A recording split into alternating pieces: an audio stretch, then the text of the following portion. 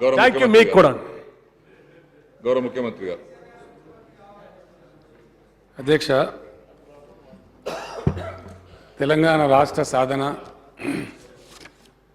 తదనంతర ప్రగతి పథం మీద ఈరోజు సభలో గౌరవనీయులు శ్రీ అక్బరుద్దీన్ ఓవైసీ గారు, శ్రీ పెద్ది సుదర్శన్ రెడ్డి గారు, శ్రీ ఈటెల రాజేందర్ గారు, శ్రీ బాల్క సుమన్ గారు, శ్రీ బట్టి విక్రమార్క గారు పాల్గొన్నారు. వారందరికీ నా ధన్యవాదాలు అధ్యక్ష. బట్టి విక్రమార్క గారు చాలా రమ్యంగా వారి యొక్క పాదయాత్ర ఎంత పెద్ద స్కేల్లో చేసినారనేది ఆ దృశ్యాన్ని ఆవిష్కరించే ప్రయత్నం చేసినారు. చాలా సంతోషం. నేను చేయకూడదు అంటలేదు కానండి, మళ్ళొక పర్యాయం చేయాలి మీరని కోరుతున్నాను. నేను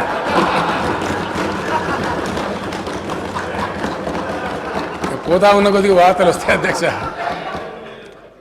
పాదయాత్రని ఒక నాయకుడు బయలుదేరితే డెఫినెట్గా ఎందరో కొందరు వచ్చి కొన్ని సమస్యలు చెప్తారు అధ్యక్ష. అది సహజమైన పరిణామం. వారి దృష్టి కూడా వచ్చినాయి కాబట్టి మొత్తం మీద సెల్ఫ్ సర్టిఫికేషన్ బాగా ఇచ్చుకున్నారు వారు. అద్భుతమైన పాదయాత్ర, ఎన్ని కార్నర్ తిరిగినా, ఉత్తర తెలంగాణ, దక్షిణ తెలంగాణ, అదంతా వారు చెప్పుకున్నారు. చాలా సంతోషం. వారు చెప్పింది కూడా మంచిగా ఒక స్వామీజీ ప్రవచనంలాగా చెప్పినారు. వినడానికి కూడా చాలా బాగా. ఎవరు వద్దంటారు అధ్యక్ష? మొత్తం దళిత బంధు అందరూ రేపు తెల్లారి రేపు సాయంత్రం వరకు ఇచ్చేసి అందరూ సంతోషమే కదా. ఎవరు కూడా వద్దన్నారు దాన్ని.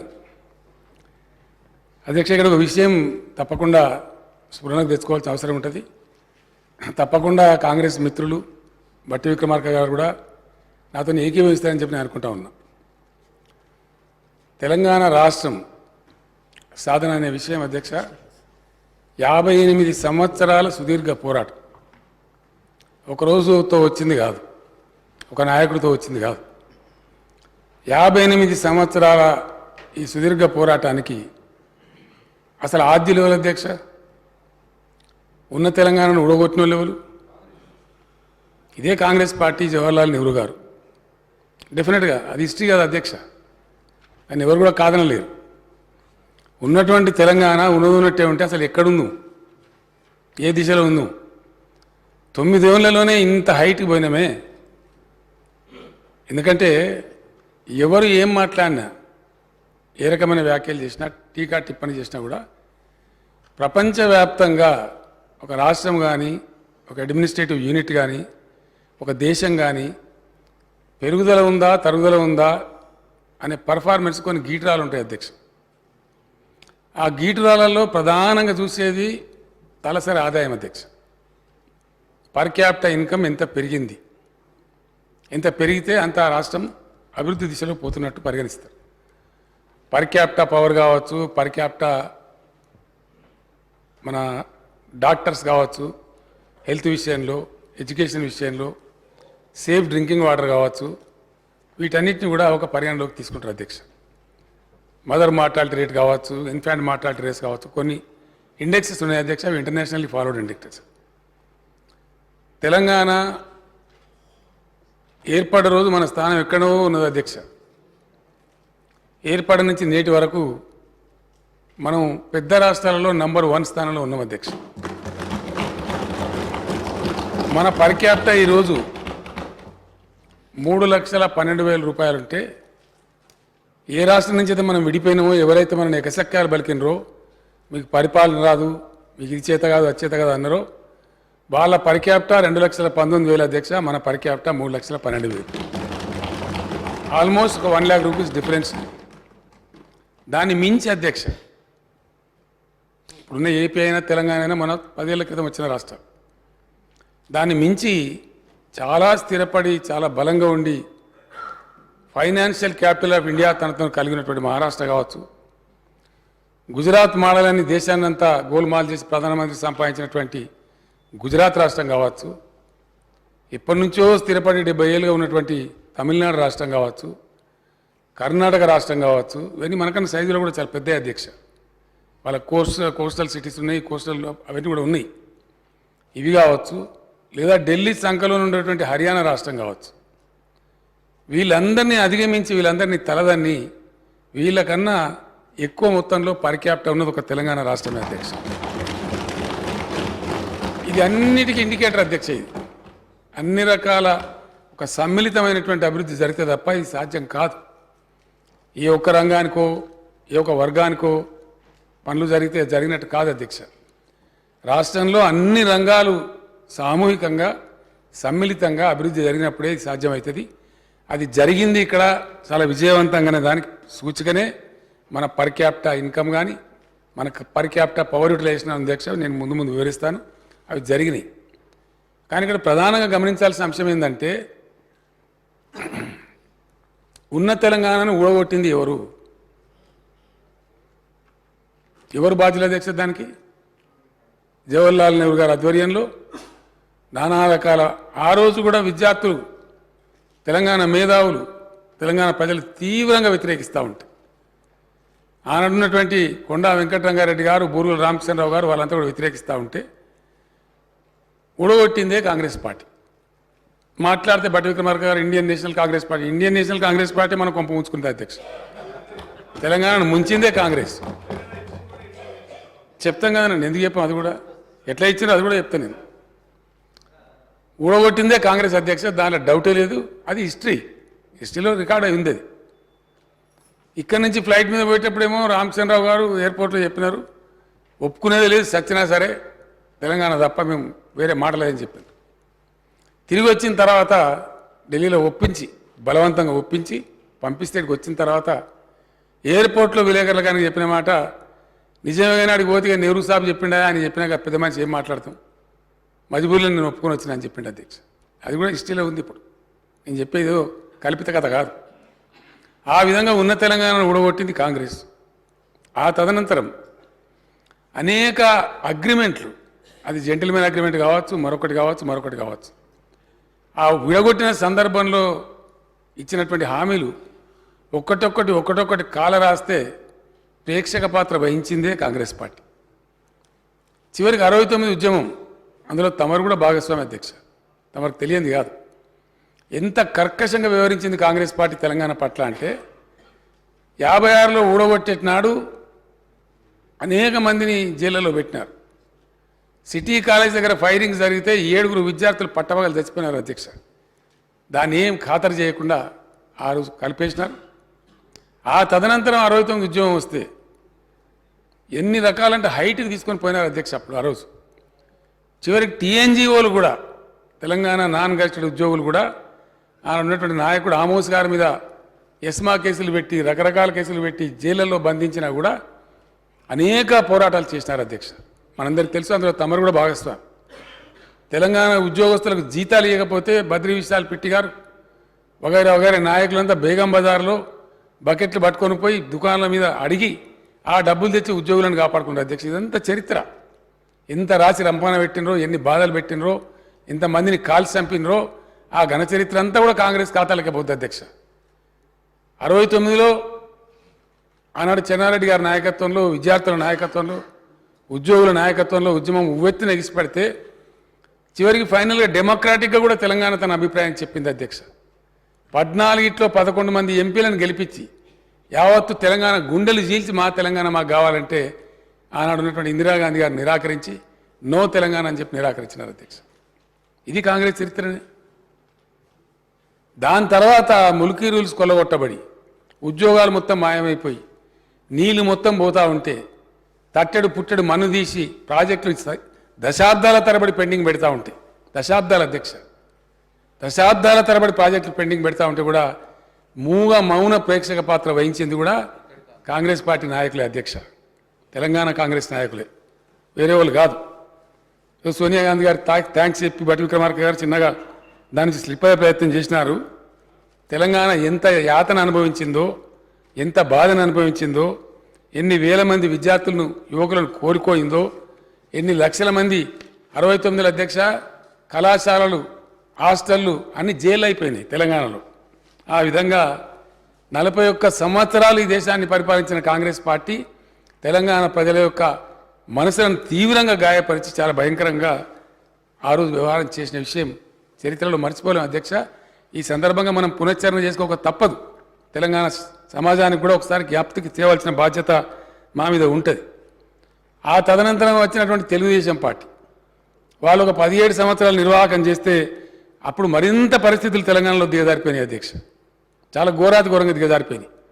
ఎంత ఘోరంగా దిగజారినాయి అంటే ఆ రోజు స్పీకర్ స్థానంలో కూర్చున్నటువంటి వ్యక్తి తమరు కూర్చున్న స్థానాన్ని అధిష్ఠించిన వ్యక్తి అధ్యక్ష ప్రణయ్ భాస్కర్ అనే ఒక ఎమ్మెల్యే తెలంగాణ అంటే నో తెలంగాణ అనే పదం వాడటానికి వీల్లేదు అని స్పీకర్ రూలింగ్ ఇచ్చినటువంటి స్థాయికి తెలంగాణ దిగజారిపోతే ఆ రోజు కూడా మౌన ప్రేక్షక పాత్ర వహించింది కూడా కాంగ్రెస్ పార్టీ అధ్యక్ష. అపోజిషన్లో ఉండి కూడా వీళ్ళ నోర్లు పెగలలే. అదంతా కూడా చరిత్ర కదా అధ్యక్ష, హిస్టరీ కదా, దాన్ని ఎవరు కాదన్నారు. ఆ విధంగా జరుగుతూ చివరికి చంద్రబాబు నాయుడు ముఖ్యమంత్రి గారు ఉన్న సమయంలో ఆయన విపరీతంగా విద్యుత్ ఛార్జీలు పెంచేసి సంస్కరణల పేరు పెట్టి ఆ ముసుగులో విద్యుత్ ఛార్జీలు పెంచి 1 సంవత్సరం కాదు 3 సంవత్సరాలు కంటిన్యూగా 15% చొప్పున పెరుగుద్దని చెప్తే అప్పటికప్పుడే నేను ఒక నిరసన లేఖ రాసిన అధ్యక్ష. నేను ఆ రోజు డిప్యూటీ స్పీకర్ ఉండేవాడిని. నిరసన లేఖ రాసినంత పేపర్లలో వచ్చింది బహిరంగంగా. ఆ తర్వాత కమ్యూనిస్ట్ పార్టీల ఆధ్వర్యంలో బషీర్బాగ్లో ప్రజలు రైతులు నిరసన తెలియజేయడానికి హైదరాబాద్ వస్తే పట్టబగలు 11 మీరెక్కడదండి, మీరు తర్వాత వచ్చి కూర్చున్నారు. మీరు తర్వాత వచ్చి కూర్చున్నారండి, మాకు తెలియదా? మీ ఎమ్మెల్యేల నిరాదీక్ష అవన్నీ మాకు తెలుసండి, మేము ఎక్కడ పోయినాం, మేము ఉన్నాం కదా. ఆ ప్రదర్శన జరిగింది కమ్యూనిస్ట్ పార్టీల అధ్యక్ష. చనిపోయిన వాళ్ళు కూడా కమ్యూనిస్ట్ పార్టీల యొక్క కార్యకర్తల అధ్యక్ష, వీళ్ళు ఎవరు కాదు. వీళ్ళు ఆ తర్వాత ఇది ఒక మోక దొరికిందని అలా దూరపడి ఆ ఓల్డ్ ఎమ్మెల్యే క్వార్టర్స్ కాదు దీక్ష ప్రయత్నం మొదలుపెట్టారు అధ్యక్ష. అంతవరకు తప్ప ఏం చేయలే. 3 దారుణంగా కాల్చి చంపిన అధ్యక్ష. నేను అబద్ధాలు చెప్తలేనండి, చరిత్ర. It's a fact on record sir. ఉన్నానండి. మీరు తర్వాత దీక్ష వేసి టెంట్లో ఉన్నారు, అందరికి తెలుసు ఆ విషయం. అంత అయిపోయిన తర్వాత చల్లగా వచ్చి అప్పుడు శిబిరం పెట్టారు అధ్యక్ష. వీళ్ళు ఇక ముందరికి చాలా ఉన్నదండి మీ చరిత్ర. ముందరికి మీరు ఎక్కడెక్కడన్నారో అంతున్నది మీ చరిత్ర. తొందరపడితే ఎట్లా అధ్యక్ష? ఆ తదనంతరం ఈ పరాకాష్ఠ అయిపోయింది, లాభం లేదు. చివరికి ప్రజలు నిరసన తెలియచేసి హక్కులు ఇవ్వకుండా కాల్చిస్తున్నారని చెప్పి ఈ సమైక్య రాష్ట్రంలో న్యాయం జరగదని భావించి నేను కొంతమంది మిత్రులను కలిసి ఒక 5-6 నెలలు ఈ దఫా ఎట్టి పరిస్థితుల్లో తెలంగాణ ఓడిపోవద్దు.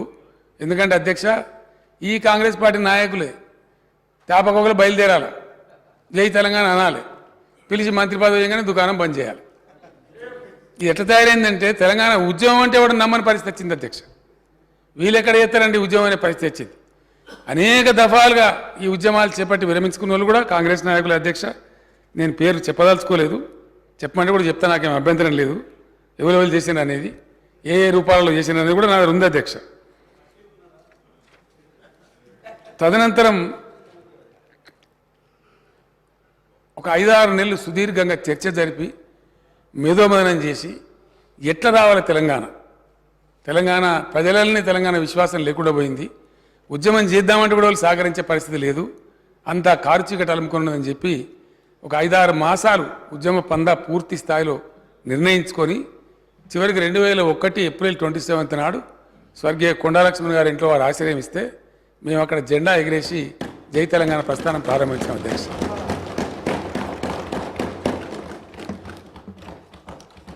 చాలా నిరాశ నిస్పృహ ఉండేది అధ్యక్ష.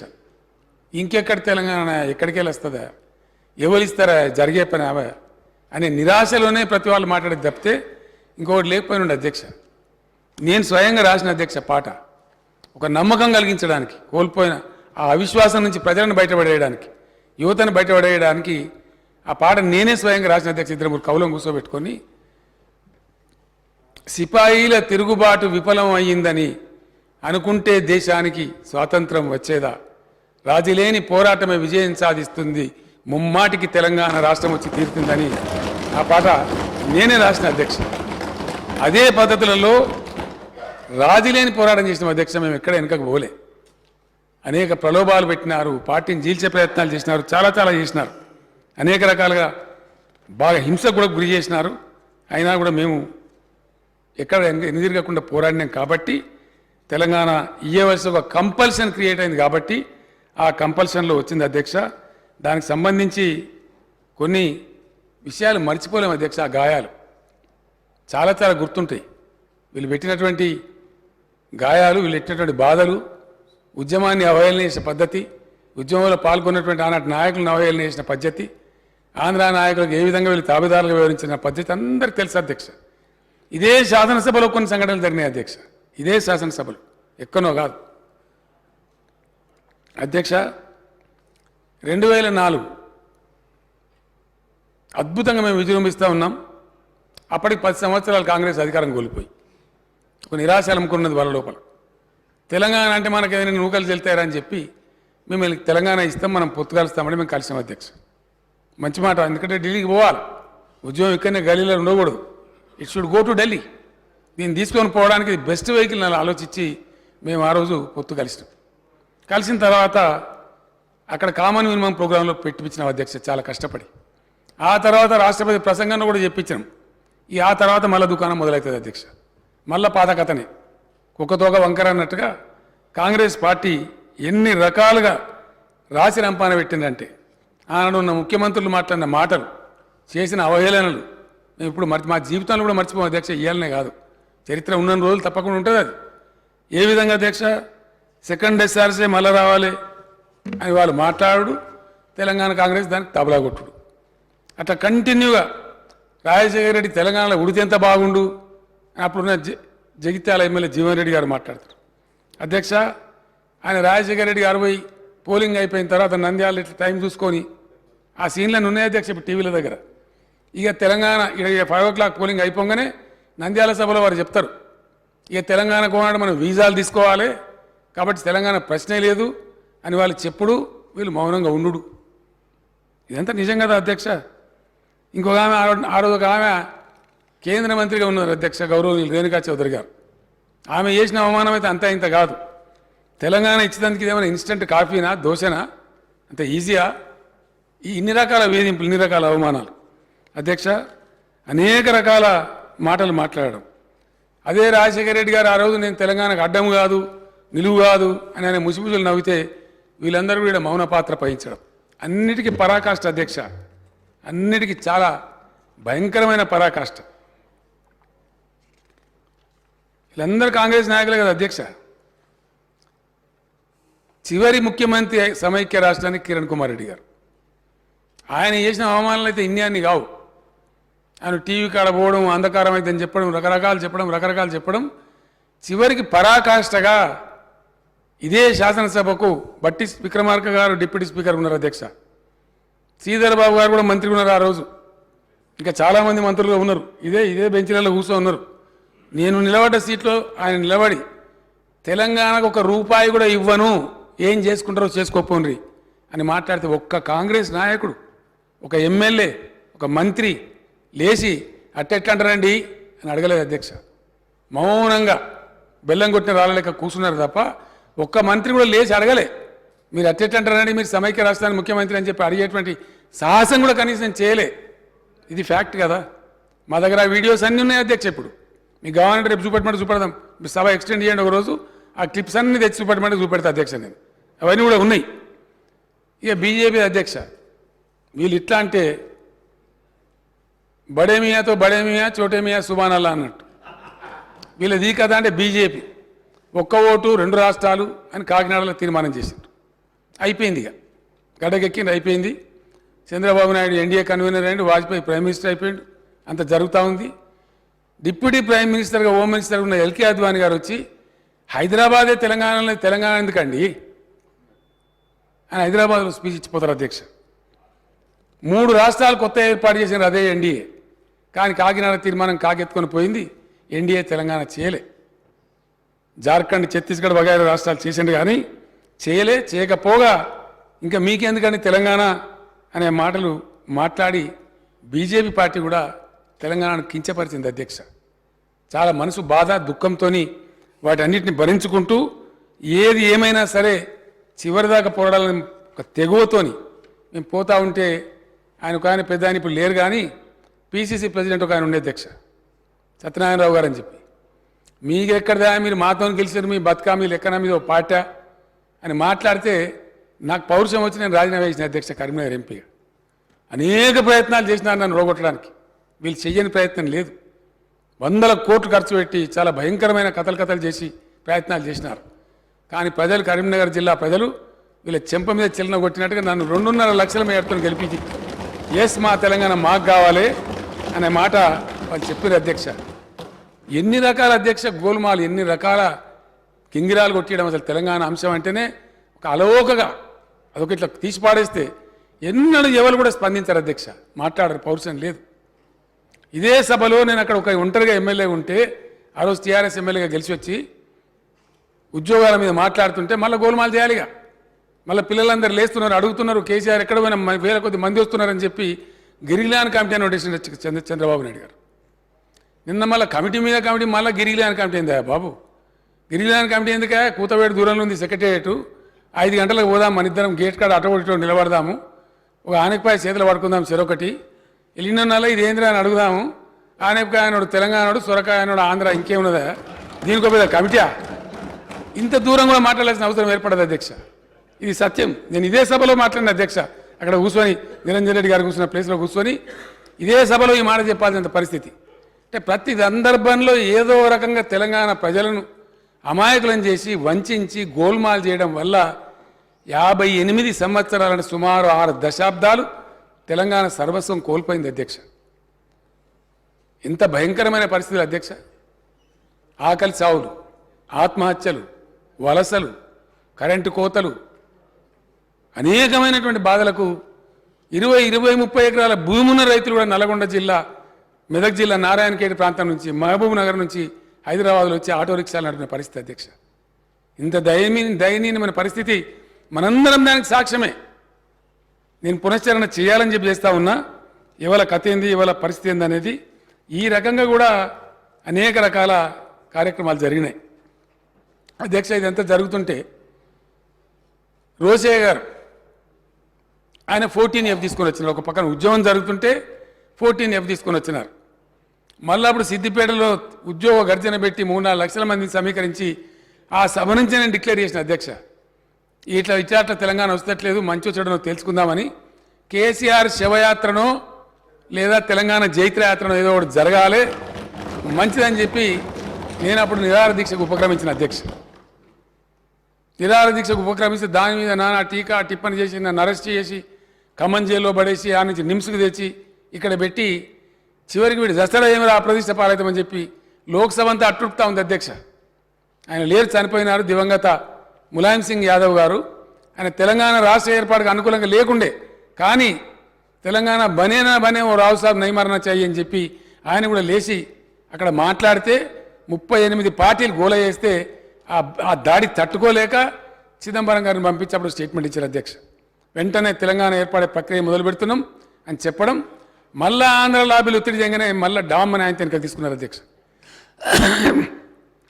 ప్రకటన చేసింది కాంగ్రెసే, మళ్ళీ దాన్ని వెనుకకు తీసుకున్నది కాంగ్రెస్.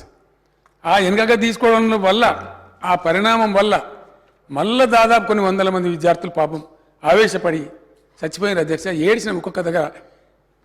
మా ఇషాన్ రెడ్డి చనిపోయినాడు, జ్ఞాపకం చేసుకోండి. ఇప్పుడు కూడా నా గొంతు గదగదమవుతా ఉంది. ఎటువంటి యువకులు, పిల్లలు, చేవెల యాదయ్య కానీ, ఇషాన్ రెడ్డి కానీ, శ్రీకాంతాచారి కానీ చాలా భయంకరంగా వాళ్ళు చచ్చిపోతుంటే కూడా కనీసం వీళ్ళు పట్టించుకోలేదు అధ్యక్ష. కనీసం రిలీఫ్ ఇద్దామని ఆలోచన కూడా చేయలే. ఒక నమ్మకం ఇచ్చేటువంటి ఒక సాంత్వన వచనాలు కూడా చెప్పలేదు అధ్యక్ష. అటువంటి బాధలో ఉద్యమాన్ని చాలా తీవ్రంగా కొనసాగిస్తూ పోయినాం, ఎంత వీలైతే అంత చేసుకుంటూ పోయినాం. చివరికి ఏం జరిగింది అధ్యక్ష? రాజశేఖర రెడ్డి గారు గతించడం, ఆ తర్వాత ఆ జగన్మోహన్ రెడ్డి గారిని రాంగ్ హ్యాండిల్ చేయడం, ఆయన మీద రకరకాల వేధింపులు పెట్టడం, దాంతో ఆయన సొంత పార్టీ స్థాపించుకున్నాడు అధ్యక్ష. సొంత పార్టీ స్థాపించుకుంటే ఆ కడప పులివెందుల ఎంపీ ఉప ఎన్నిక వస్తే 4-5 లక్షల మెజార్టీతోని అక్కడ ఆయన గెలవటం, తదనంతరం 1-2 ఎన్నికలు అవి కూడా స్వీప్ చేయటం, ఇంక అయిపోయింది మన పని ఆంధ్రాలో అనే ఆలోచనకు వచ్చినారు. 2014 ఎన్నికల టైంలో దేశవ్యాప్తంగా కాంగ్రెస్కి ఎదురుగాలి అధ్యక్ష. ఫలితాలు కూడా అవే వచ్చినాయి, మనందరం చూసినాం. అక్కడ ఆంధ్రాలో పోయింది. తెలంగాణలో కనీసం 10 సీట్లన్నా రాకపోతే ఆ తెలంగాణ ఇస్తే అని చెప్పి ఒక రకమైనటువంటి పద్ధతిలో ఆ ఒత్తిడిలో ఇచ్చినారు తప్ప వీళ్ళు తెలంగాణ ప్రేమకి ఇయ్యలే.